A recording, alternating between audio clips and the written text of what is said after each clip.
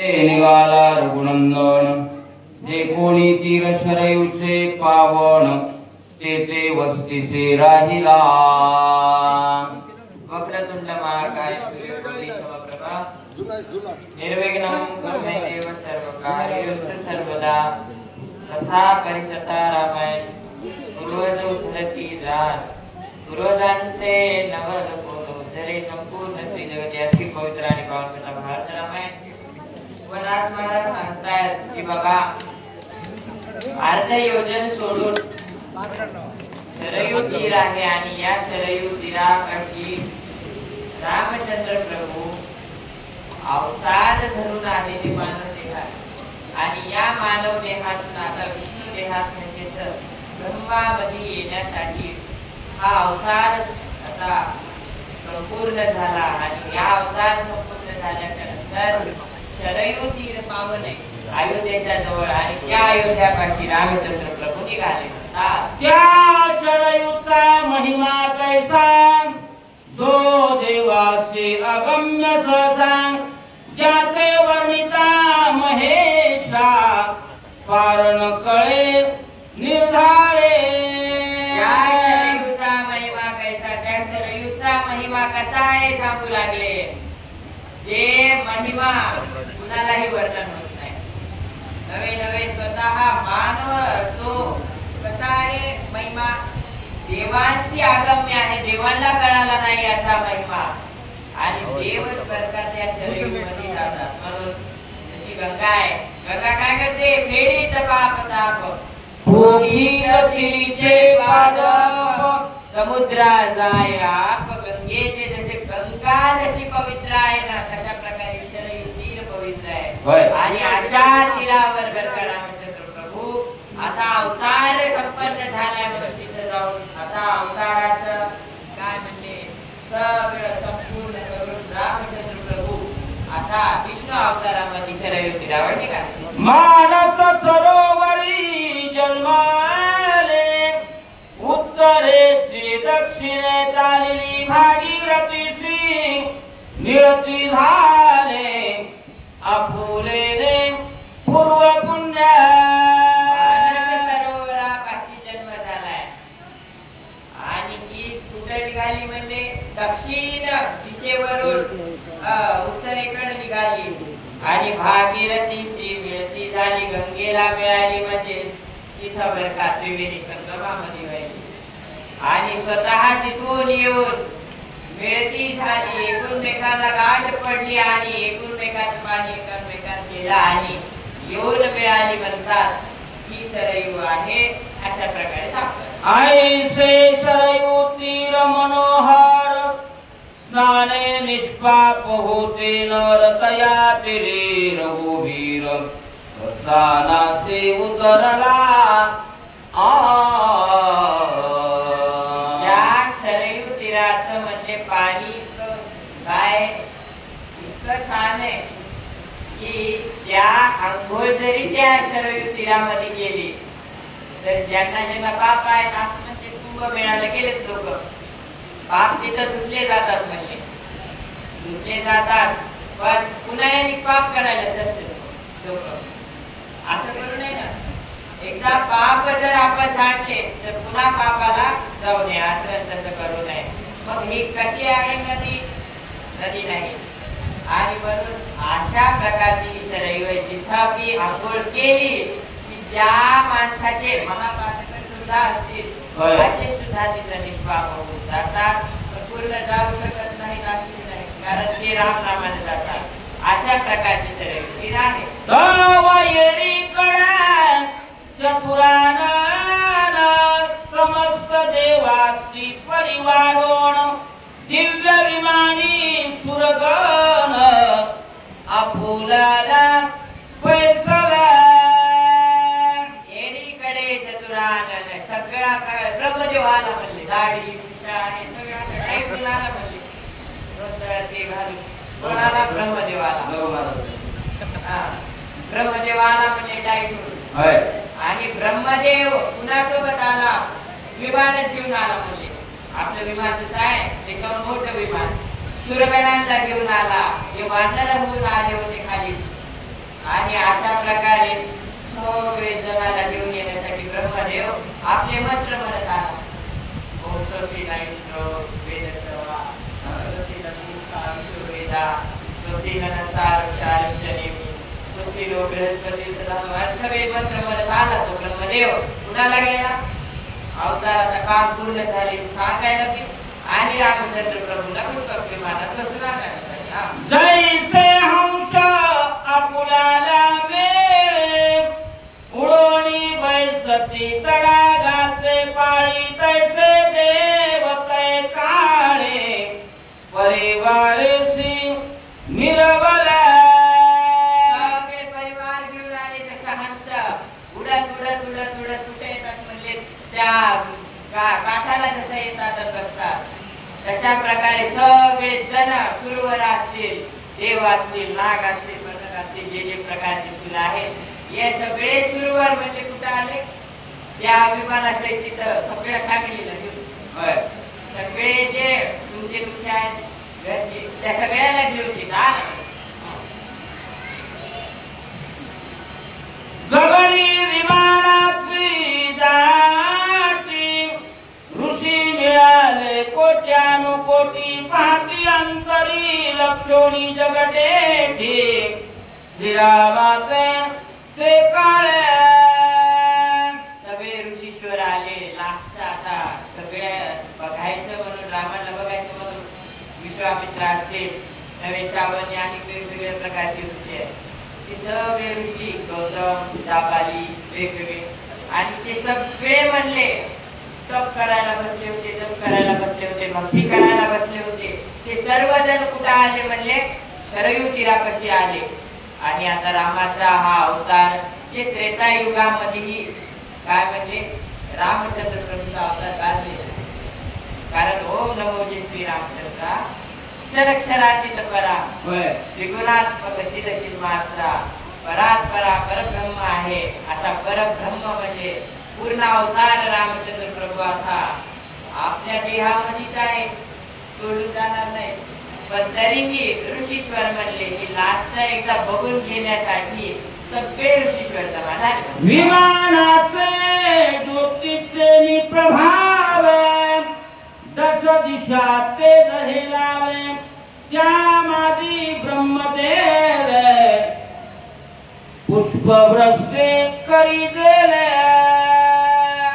पुष्पक विमानामध्ये आलेले जे सुरवर असतील नवे त्यांच्यासाठी सुद्धा नवे नवे जे सुमन आहे म्हणजे पुष्पांची दाटी अशा म्हणजे त्या सुरवरांची दाटी पुष्पांचा विमानाची दाटी पुष्पांचा वर्षाव आणि सर घेऊन देव करीतात. अशा प्रकारचे सगळ्या प्रकारे काय करू लागले? पुष्पवर्षाव करू लागले. म्हणले सुमन म्हणजे वरून हेलिकॉप्टर मध्ये विमानात ते समजा की उडत तर आले आणि म्हणून कशा प्रकारचं म्हणजे फुलं टाकले तशी टाकले तसे सुमन टाकू लागले म्हणतात. आंडोळे भरोणे कुसुमे करी टाकीते झाले श्रीरामावरी तयाचे सुवास पवन अंबरे पांगोळला सुगंध. जे फुलं होते ते फुलं म्हणले सगळ्या खाली टाकले. खाली टाकल्याच्या नंतर जे रामावर टाकलेले फुलं त्यांचा सुवास उठू लागला म्हणले. आणि पवन जे वारा आहे ते वारा म्हणले सगळा सुवास घेऊन सगळीकडे जाऊ लागला. म्हणजे असं नाही तसं नाही, सगळीकडे श्वास इतकं छान फुलांचा वास येऊ लागला, गंध येऊ लागला. जसं इत्राचा येतो, स्प्रेचा येतो. आला शांतीचा वारा तेने सुख झाले या शरीरा. जसं मोतीराम महाराजांचा आला या सप्ताहामध्ये आला की तशा प्रकारे म्हणले या सुख आणि शांतीचा वारा कुठे निघाला म्हणले सगळ्या त्या सरयू तीराचे जे लोक होते त्यांच्या या नाकपुडीमध्ये भरला आणि सगळ्याला आनंद आणि आनंद सुवास वाटू लागला. कसा म्हणतात? अप्सरा नृत्य करीती गगने गंधर्व सुस्वर गाती गाणी तव ब्रह्मा क्षणे श्रीरामासी बोलता झाला. अप्सरा सुद्धा आल्या होत्या. मेनका, कोणकोणत्या आहेत? तिलोत्तमा, रंभा, उर्वशी, मेनका, काय काय असतात ते सगळे आलत्या म्हणले नाचायला. आपल्याला इथे कीर्तनात नाच वाटत नाही, त्या रामानपुरी येऊन नाचायला. होय, आपल्याला कवावार नाच वाटत, डीजे समोर नाच वाटते. तेवढे येते आणि म्हणून अशा तरी तिलोत्तमा ते आल्या नाचायला. अप्सरा पुन्हा म्हणले चतुरानन आले, ब्रह्मदेव आले, पुन्हा रामांपाशी आले.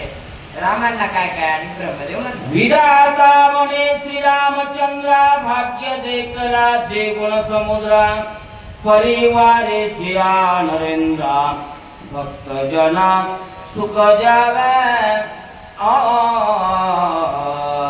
आला बर का ब्रह्मदेव आपल्या कमळावर बसून.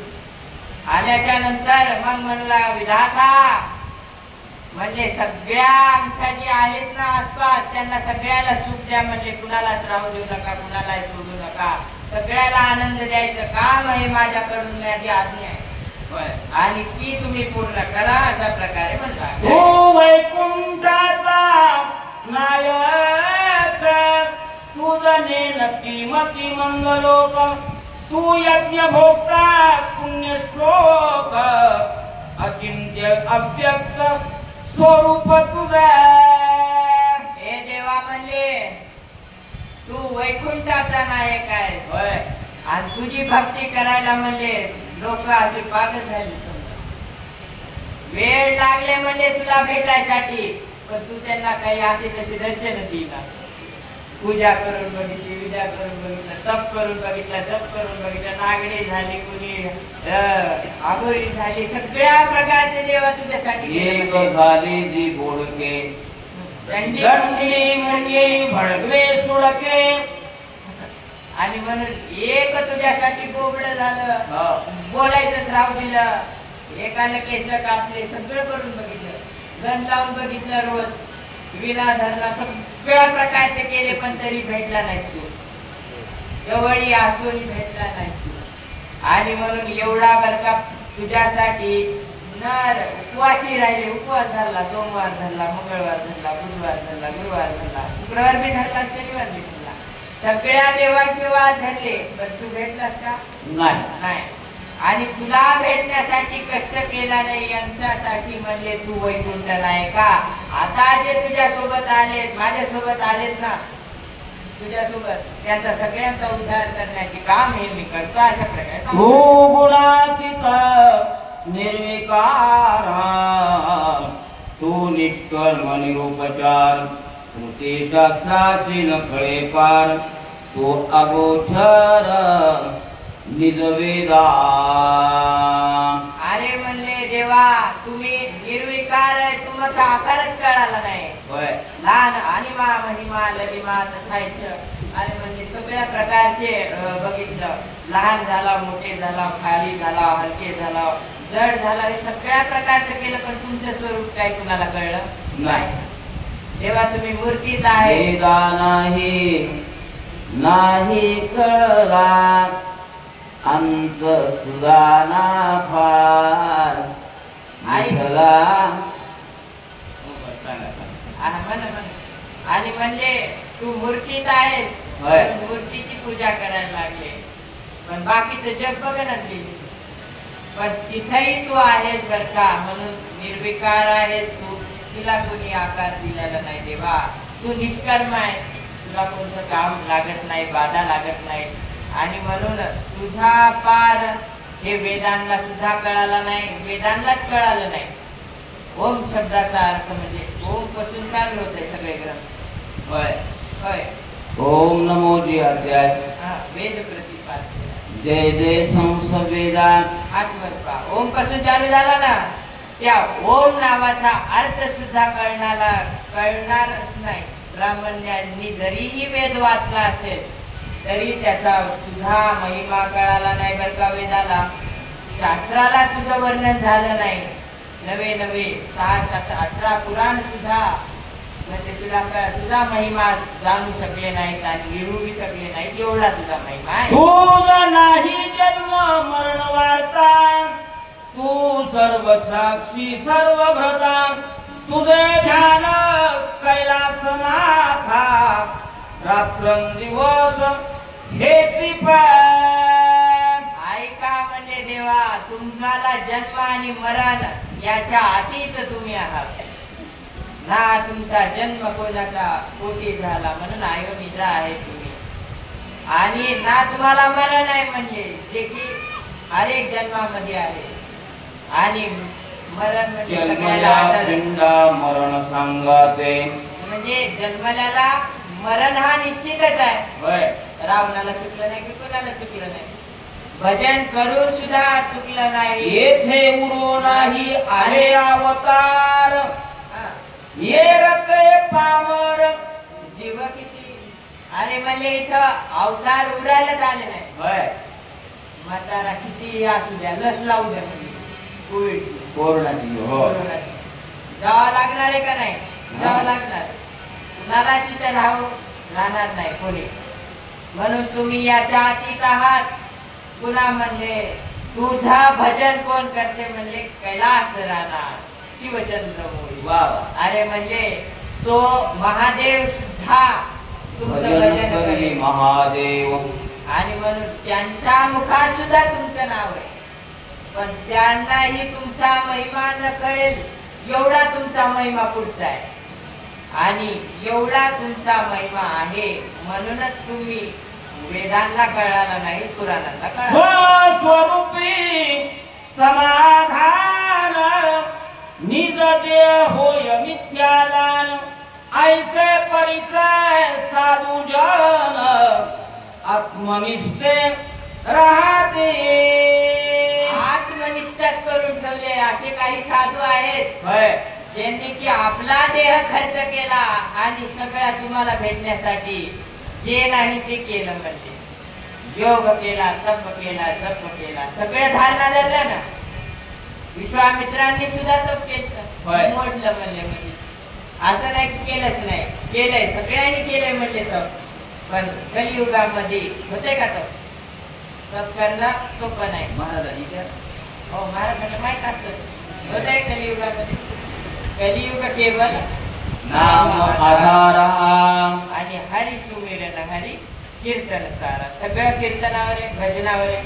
तशा प्रकारे म्हणजे कलियुगामध्ये तप करणं होत नाही. साधूंची आत्मनिष्ठा आहे की ज्यांनी एवढं हे केलं, तुझं स्वरूप जाणलं, तुझ्या स्वरूपामध्ये राहिले आणि तुला भेटण्याची चिंतन बरकातींनी केलं म्हणतात. जैसा बहुरूपिया नाना सोंगे धरी, त्या गीता एक देहधारी, कैसा तू रामा हेही करी, आत्मसाक्षात्कारी राहून. बहुरूपी आहे म्हणजे जसा नट आहे समजायचं, ऍक्टर आहे, ते काय करू शकतो, वेगवेगळे रूप धरू शकतो म्हणले कुणाचंही. आणि जसं बहुरूपी येतं म्हणजे नव्हे, तो स्त्रीचा असेल का पुरुषाचा असेल, कोणतेही रूप जसं त्याला धरता येतं तशा प्रकारे म्हणजे तुम्हाला कोणतेही रूप धरता येतं. म्हणजे कधी कच्छ झाला, कधी मत्स्य झाला, कधी वराह झाला, कधी नरसिंह झाला, कधी वामन झाला, नवे परशुराम झालात आणि राम झालात. आता पुढे कृष्ण व्हायचे, पुन्हा बुध व्हायचे, कल्की व्हायचे. हे अशा प्रकारचे विठ्ठल हे सगळ्या प्रकारचे तुम्हाला अवतार धरता येतात. म्हणून तुम्ही बहुरूपीय आहे, तुमचा अवतार कुणाला जाणू शकत नाही. अशा प्रकारे रामाचे आहे. भुजंग सांडी त्वचे ते काय हानी होय देहाते, तैसे श्रीरामा मानी निज स्वरूपाते, ठाई ठेवे देवादी देवा. अरे म्हणजे साप आहे, त्या सापानं म्हणजे स्वतःचा देह त्यागला, कुणाला फरक पडणार नाही, कारण त्याच्यात होतच काय विष होत ना. आणि त्याच्यामुळे हानी कुणाला होणार नाही मेल्यानं, कारण त्याच्यामध्ये काट होती म्हणजे त्याच्यात विष होत. आणि त्यामुळं जसं ते मेल्याच्या नंतर दुसऱ्याला परिणाम होत ना, म्हणजे ते मेल्याच्या नंतर हे मेला समजायचं.